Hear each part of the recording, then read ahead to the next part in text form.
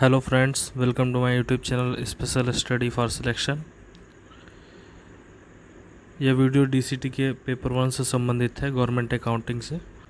यदि आपको अभी तक की वीडियोज़ अच्छी लगी हो तो आप हमारे चैनल को सब्सक्राइब कीजिए, बेल आइकन को दबाइए, जिससे आपको रेगुलर अपडेट्स वीडियोज़ के मिलते रहें और आप रेगुलरली इसको तैयार करते रहें।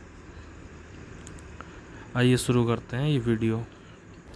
फिर रिकवरीज फॉर सर्विस प्रोवाइडेड। मान लीजिए कोई सर्विस प्रोवाइड कराई गई गवर्नमेंट द्वारा, तो उसमें कैसे रिकवरी को हम कैसे डिनोट करेंगे, पैसा जो आएगा वहाँ से है। 53 और 54/1990 में इसका जिक्र है कि ऐसी रिकवरीज जो कि इस तरीके की होती हैं जिनमें रिलेट करती हैं रिपेमेंट, जो कि नॉन गवर्नमेंट बॉडी या गवर्नमेंट डिपार्टमेंट या कोई भी अनदर गवर्नमेंट डिपार्टमेंट जिसने इनिशियली इनकर्ड किया है उस एक्सपेंडिचर को।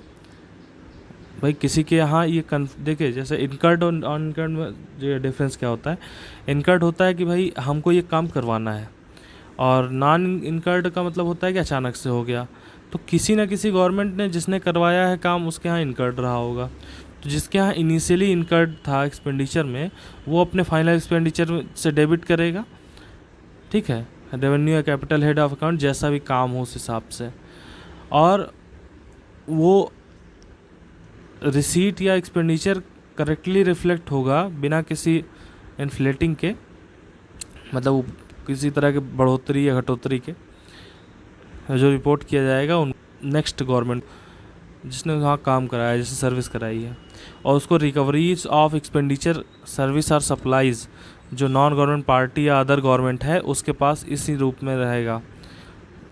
ऑल केसेस जो कि क्लासीफाई किए जाएंगे रिसीट के गवर्नमेंट रेंडरिंग ऐसे सर्विसेज या सप्लाईज के लिए।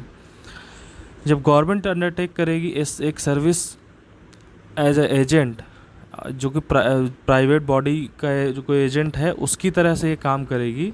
अगर कोई भी काम इस तरीके करवाता है उससे सर्विसेज का, और सारा कॉस्ट होगा वो सर्विस का, वो रिकवर किया जाएगा उस बॉडी से जिसने काम के लिए कहा था, और नेट सारी कॉस्ट आ जाएगी तो गवर्नमेंट के पास जो अपने अकाउंट पे रिकवरी नील हो जाएगी। फिर 30 रिकवरीज जो कि हैं उसको रिडक्शन ऑफ एक्सपेंडिचर के रूप में लिया जाएगा। जैसे कि मतलब अब पहले क्या हुआ, पहले उन्होंने कहा कि ये काम करना है तो आपने उसको कर दिया, अपने खर्चे पे कर दिया। फिर वहाँ से जब पेमेंट आएगा तो आप उसको रिडक्शन ऑफ एक्सपेंडिचर कर देंगे, तो इसका मतलब होगा कि हमने अपने लिए नहीं खर्च किया था और हमारा एक्सपेंडिचर घट जाएगा, नील हो जाएगा। अब अगर मान लीजिए कि कोई प्रोजेक्ट ऐसा है जो एक से अधिक लोगों ने, गवर्नमेंट्स ने जो है उनका जॉइंटली प्रोजेक्ट है, तो वहाँ क्या होगा, वहाँ एक्सपेंडिचर जिस प्रोपोर्शन में इनके काम होंगे उसी प्रोपोर्शन में जो है एक्सपेंडिचर को बांट लिया जाएगा, ठीक है। रिकवरी ऑफ एक्सपेंडिचर जो कि made by department of our service and supplies, जो कि अदर डिपार्टमेंट सेम गवर्नमेंट के अदर डिपार्टमेंट से होते हैं, उनको रिडक्शन ऑफ एक्सपेंडिचर के रूप में ही दिखाते हैं। और ये below the line of recovery उसी मेजर हेड में जो जहाँ जिसमें ओरिजिनली बुक किया गया है उसी में ये चीज़ दिखाई जाती है। यदि इस तरह की रिकवरी कॉमर्शियल डिपार्टमेंट में है या डिपार्टमेंटल कॉमर्शियल अंडरटेकिंग में है, जैसे अब कॉमर्शियल डिपार्टमेंट कौन से, रेलवे पोस्ट टेलीकॉम कम्युनिकेशन, और डिपार्टमेंटल कॉमर्शियल अंडरटेकिंग में ऑल इंडिया रेडियो, ठीक है। इसमें है तो जो रेगुलर फंक्शन होगा वो रिसीट के रूप में प्राप्त जो अकाउंट किया जाएगा। और कॉमर्शियल डिपार्टमेंट के लिए सर्विस, कोई भी सर्विस देना, वो जो ऐसी सर्विस जो उसके लिए रेगुलर फंक्शन नहीं है। अब जैसे रेलवे है, रेलवे में से अगर आप कोई काम ले रहे हैं कि यहाँ से सामान वहाँ ले जाना है तो ये एक रेगुलर फंक्शन है। लेकिन अगर उसी रेलवे से आप कोई ऐसा काम कहते जो रेलवे जनरली नहीं करता है, वो किस में आ जाएगा, नॉट रेगुलर फंक्शन में। तो ऐसी रिकवरीज जो आएंगी उनको किस में ले जाया जाएगा, रिडक्शन ऑफ एक्सपेंडिचर। नेक्स्ट है कॉमर्शियल डिपार्टमेंट आर अंडरटेकिंग, जो कि कॉन्स्टिट्यूट किए गए हैं मेनली सर्विस देने के लिए, providing supplies on payment basis related to function that are necessarily government function. जैसे गवर्नमेंट से ही रिलेटेड कोई काम वो कर रहे हैं तो वे मेंटेन करेंगे एक कॉमर्शियल बेसिस पे एक अकाउंट जिनका फाइनेंशियल जो रिजल्ट्स होंगे जिसे गवर्नमेंट स्पेसिफाई करेगी उस डिपार्टमेंट को कॉमर्शियल के रूप में। सर्विस डिपार्टमेंट जो क्या होते हैं, ये किसी भी अदर डिपार्टमेंट के चार्ज नहीं ले सकते, रेंडर जिसमें रेगुलर क्लास ऑफ ड्यूटीज़ हो, ठीक है। और कुछ एक्सेप्शंस हैं इसमें, जैसे फॉरेस्ट डिपार्टमेंट के जो भी फॉरेस्ट प्रोड्यूस है उसको लेते हैं, फिल्म डिवीज़न के जो गवर्नमेंट प्रोडक्शन ऑफ फिल्म से अदर्स होती हैं सर्विसेज होती हैं उनको लेते हैं, सेंट्रल इंडस्ट्रियल सिक्योरिटी फोर्स या CISF के जो भी कास्ट ऑफ फोर्स प्रोवाइड की जाती है उसको लेते हैं, PWD के अंदर जो चार्ज इस्टेब्लिशमेंट या टूल्स एंड प्लांट से रिलेटेड चार्जेस हैं वो लेते हैं। डिफेंस डिपार्टमेंट में जब किसी भी डिपार्टमेंट से नॉन रेजिडेंशियल बिल्डिंग या एरोड्रोम्स बनवाने पड़ते हैं उसमें लिया जाता है, ठीक है। नेक्स्ट है कि सभी केसेस में यदि चार्ज 1,000 रुपये से कम है, बहुत इंपॉर्टेंट है, मैंने बोला था जितने भी अंक हैं जितने भी रुपए हैं डेट्स हैं बहुत इंपॉर्टेंट, तो 1,000 रुपये से कम अगर है कोई भी चार्ज तो क्लेम करने की ज़रूरत नहीं है उसकी। फिर है क्लासिफिकेशन ऑफ लॉसेस। अब लॉसेस का क्लासिफिकेशन कैसे किया जाता है, यदि कोई क्लेम है गवर्नमेंट का जो कि रिकॉर्ड करना है एज लॉस, तो इसे रूल 58/1990 के तहत में किया जाता है। इसमें गवर्नमेंट जो है क्या करती है, कैश बेसिस अकाउंटिंग को फॉलो करती है, जो कि जनरली गवर्नमेंट करती है, ठीक है। और जो क्लेम है वो रिकॉर्ड ऐसे नहीं रिकॉर्ड किया जाता है कि रिसीवेबल है, तो जो भी लॉस है वो रिकॉर्ड किया जाता है जब क्लेम रिलिंक्विश हो जाता है, ठीक है, क्लेम ख़त्म हो जाता है। फिर जब मनी रिसीव हो जाती है गवर्नमेंट सर्वेंट को और स्टोलन या लॉस्ट जो कि पहले लॉस्ट हो चुकी थी गवर्नमेंट अकाउंट से, उसे इनिशियली एक रिसीट के रूप में जो है रिकॉर्ड किया जाता है appropriate head as a loss में, जिसमें लॉस हुआ है। All losses and deficiencies of cash in hand is recorded under relevant head of as a loss, ठीक है। अगर कोई लॉस ऐसी होती है जो कैश इन हैंड से लॉस होता है तो उसको उसी अकाउंट्स में रिकॉर्ड किया जाता है। कोई उसी साल में है तो उसमें डिडक्शन के रूप में उस पर्टिकुलर हेड में ले जाके रिकॉर्ड कर दिया जाता है, जिससे उससे उसके खर्चे को घटाया जा सके। भाई उसी साल में अगर हुआ है तो इसका मतलब उसका खर्च बढ़ गया होगा, उसको उसमें से माइनस कर देंगे रिकवरी हो जाने के बाद। ये रूल 60 में दिया गया है।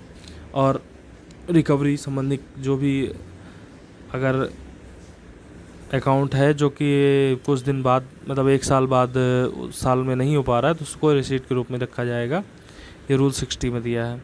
फिर कोई भी लॉस जैसे बिल्डिंग, लैंड, स्टोर या इक्विपमेंट्स है उसे राइट ऑफ करना है, ठीक है। उसकी कोई भी वैल्यू हो, कमर्शियल अकाउंट हो जो मेंटेन किया जाता है उसका, ऐसे लॉसेस जो क्लासीफाई नहीं किए जाते हैं अंडर सेपरेट, जो कि सेपरेट हेड ऑफ अकाउंट्स में कॉल क्लासीफाई नहीं किए जाते हैं, रूल 59 में है। एनी इरेगुलर और अनयूजुअल पेमेंट्स आर जो कि अकाउंट किए जाते हैं उनके रेगुलर हेड में, अनलेस जब तक कि देयर आर स्पेशल हेड, जो कि स्पेशल हेड कोई अवेलेबल ना हो अकाउंटिंग के लिए ऐसे पेमेंट्स के लिए, जैसे कि ओवर पेमेंट ऑफ सैलरी जो कि अकाउंट की जाती है अंदर सैलरी हेड। फिर जिसके लॉसेज इनएविटेबल हैं, फीचर्स हैं वर्किंग जो कि पर्टिकुलर डिपार्टमेंट में काम करते हैं, जो कि मेजर हेड ऑफ अकाउंट है एक्सपेंडिचर ऑफ दैट डिपार्टमेंट, जो क्लासीफाई किए जाते हैं सेपरेट डिस्क्रिप्टिव हेड में, जहाँ पे लॉसेस ऐसे लॉसेस को रिकॉर्ड किया जाता है रूल 62 में। फिर नेक्स्ट है मिसलिनियस रूल्स गवर्निंग क्लासिफिकेशन। अब कौन देखिए इसमें कैसे रूल्स हैं, जैसे pay and allowances of government servant हैं, उन्हें क्लासीफाई किया जाता है as a part of scheme, activity and organisation and, और उसके बाद प्रोग्राम क्या होता है उसका, जो कि फंक्शन के नीचे होता है, बिलो द फंक्शन होता है, विच सर्विसेज गवर्नमेंट सर्वेंट रिलेटेड होते हैं। ड्यूटीज़ जो गवर्नमेंट सर्वेंट की होती हैं वो activity, programme, function and it जो कि नहीं पॉसिबल है क्लासीफाई करना उनकी पे एंड अलाउंसेस को एप्रोप्रिएट हेड में। चार्जेस जो कि क्लासीफाई किए जाते हैं पार्ट ऑफ स्कीम या एक्टिविटी या ऑर्गेनाइजेशन के तहत। Major portion of work government servant related जो उससे रिलेटेड होता है, रूल 66 में दिया गया है।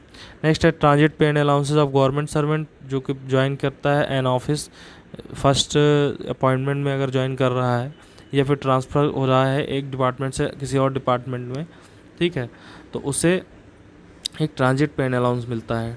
ट्रांजिट पे अलाउंस दोनों तरीके से मिलता है, गवर्नमेंट सर्वेंट ट्रांसफ़र किया जाए फॉरेन सर्विस में या फिर फॉरेन एम्प्लॉयर के यहाँ वो जॉब करे, रूल 66 में है। फिर है ट्रेवलिंग एक्सपेंस ऑफ गवर्नमेंट, जो कि डेबिट किया जाएगा मेजर माइनर सब हेड ऑफ हर पे, उसके पे से ट्रेवलिंग एक्सपेंसेस। 67 रूल 67 गार 1990। फिर है कि the travelling expenses of government servant, जो कि डेबिट किया जाएगा एक डिफरेंट हेड में, और उसके पे डेबिट की जाएगी। In case of government servant required to travel on duty, अब भाई कोई गवर्नमेंट सर्वेंट ऑन ड्यूटी पे ट्रेवल कर रहा है तो जो कि कनेक्टेड है आउटसाइड बॉडी ऑफ फंड से, तो गवर्नमेंट या फिर गवर्नमेंट कंसीडर करती है जो कि नेसेसरी है सेपरेटली कॉस्ट ऑफ, जो कि स्पेशल सर्विसेज जो कनेक्शन में है उन पर जब टूर पे जो होगा उस पे जो है उनके ट्रैवल एक्सपेंसेस दिए जाएंगे। नेक्स्ट है contributions made by central, state government, district board, municipalities etcetera में जो कंट्रीब्यूशन किए जाते हैं जो उसे डेबिट किया जाएगा एक्सपेंडिचर में,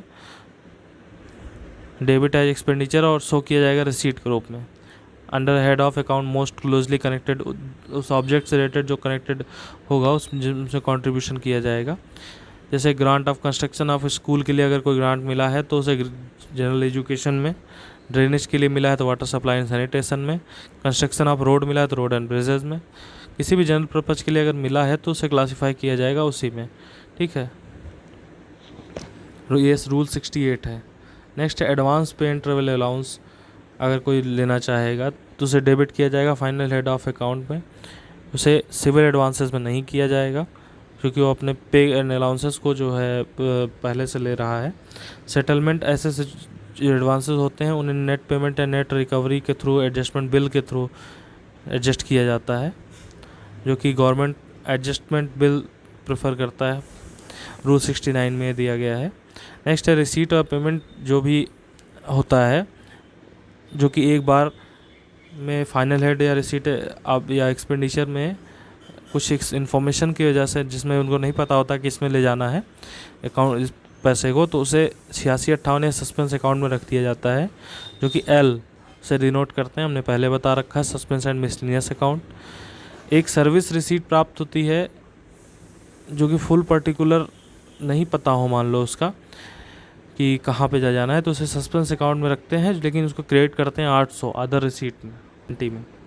नेक्स्ट है cell proceed of government buildings, जो कि टेक किया जाता है रिडक्शन ऑफ एक्सपेंडिचर के रूप में किया जाता है कैपिटल एक्सपेंडिचर हेड में, जो कि आप जब बिल्डिंग बेच रहे हैं, बिल्डिंग बेचने का मतलब आप कैपिटल हटा रहे हैं तो कैपिटल वाले को कैपिटल एक्सपेंडिचर हेड में ले जाएंगे।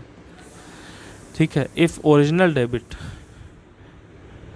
Was made by in revenue head, यदि कोई ओरिजिनल डेबिट रेवेन्यू हेड में मेंट की जाती है तो जो रिसीट होगी वो 0075 मिसलेनियस गवर्नमेंट सर्विसेज में जाएगी, और कोई original debit cost of land या बिल्डिंग के लिए रिसीट के लिए अकाउंट नहीं करना होगा, 0075 में ही miscellaneous government services sold by civil department. ठीक है, इफ यदि PWD द्वारा किया जाएगा तो उसे 0059 में लिया जाएगा, यदि उसे सोल्ड किया जाएगा डिफेंस के द्वारा 0076, 77, 78 आर्मी नेवी एयरफोर्स में लिया जाएगा, रूल 71 है ये। नेक्स्ट है municipal rate and taxes on non residential building utilised in functional purpose, और म्यूनसिपल रेट जो टैक्स होते हैं नॉन रेसिडेंशियल बिल्डिंग में जो कि फंक्शनल पर्पजेस के लिए यूटिलाइज की जा रही हो, स्कूल कॉलेज हॉस्पिटल के लिए, इफ़ पेड रेलेवेंट डिपार्टमेंट उसे डील करता है और एडजस्ट किया जाता है rent rates and taxes head में। लेकिन अगर होल या a part of the tax paid by PWD, जहाँ पे PWD टैक्स पे करता है, और एडमिनिस्ट्रेटिव कंट्रोल जो बिल्डिंग का है वो डेबिट किया जाता है मेंटेनेंस एस्टिमेट और बिल्डिंग कंसर्न से 2059 PWD work maintenance and repairs के पार्ट से, रूल 72 है ये। फिर है taxes on non residential building. अब नॉन रेसिडेंशियल बिल्डिंग में जो कि ऑक्यूपाई की जाती है डिपार्टमेंट द्वारा, जो डिफेंस से अलग है हो, इसमें क्या होगा, डिपार्टमेंट नॉमिनेट करेगा गवर्नमेंट को इस बिहाफ में जो कि ऑक्यूपाई किया है उसने, तो उसको डेबिट किया जाएगा 2070 other administrative services other expenditure, rule 72। फिर टैक्स ऑफ रेसिडेंशियल बिल्डिंग, यदि कोई पेमेंट होता है गवर्नमेंट द्वारा डेबिट किया जाता है मेंटेनेंस एस्टीमेट बिल्डिंग्स में 22-16 हाउसिंग गवर्नमेंट रेसिडेंशियल बिल्डिंग में, रेसिडेंशियल वाला 22-16 हाउसिंग में मेंटेनेंस या रिपेयर होता है उसका, या फिर 20-59 में पब्लिक वर्क। तो इस केस में डिसाइड किया जाएगा कि डेबिट मेंटेनेंस एक्सपेंडिचर जो लेटर हेड है उसमें किया जाए। रूल 72/90। नेक्स्ट है कि procedure of effecting government transaction, बहुत इंपॉर्टेंट है। अब इसमें रूल जो आर्टिकल 283 है, ये एक दो बार पूछा गया है, PC5 में पूछा गया है SAS के, और यहाँ भी आर्टिकल 283 जो कॉन्स्टिट्यूशन में कहता है कि custody of consolidated fund of India and state and contingency fund of India and state, payment of money into such fund, withdrawal of money therefrom, custody of public money other than the credited to such fund received by or on behalf of government, उनका payment है public account of India state, और withdrawal of money है such account all other matters connect जो कि connect किए जाते हैं ancillary to matters aforesaid जो कि रेगुलेट होते हैं बाय द लॉ जो कि पार्लियामेंट में बनता है इन अकॉर्डेंस।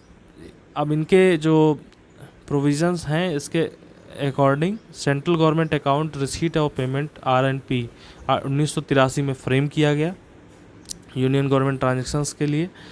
फिर जो कि सेंट्रल पेमेंट्स होते हैं सेंट्रल गवर्नमेंट के, जैसे पेंशन पेमेंट हुआ जो कि स्टेट या UT के द्वारा कराए जाते हैं या पब्लिक सेक्टर बैंक के द्वारा कराए जाते हैं, उन्हें PAO के यानी पे एंड अकाउंट ऑफिसर्स के अंतर्गत नहीं रखा जाता, वो सेंट्रल ट्रेजरी रूल के तहत चलते हैं। कौन से चलते हैं ये भी याद रखिएगा। पेंशन पेमेंट्स जो ऐसे पेमेंट जो कि स्टेट गवर्नमेंट या UT के तहत या पब्लिक सेक्टर बैंक के तहत कराए जाते हों उसमें ट्रेजरी रूल्स लगते हैं, ठीक है।